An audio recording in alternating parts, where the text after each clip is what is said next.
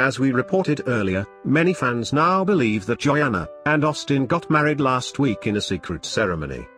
That news comes from the Facebook page Duggar Family News. Life is not all pickles and hairspray, the #1 social media source for Duggar updates.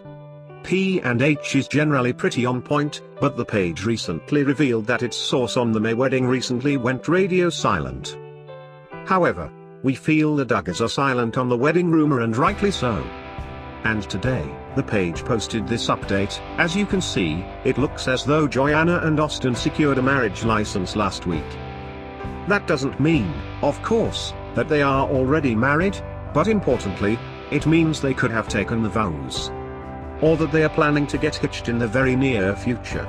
If the lovely Duggars managed to keep a wedding under wraps, it would have been no easy feat. Duggar weddings are typically massive affairs attended by upwards of 1,000 guests.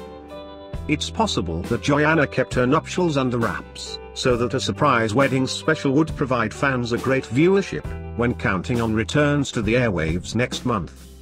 So we keep our fingers crossed. What about you all? Do you think Joanna and Austin are already married?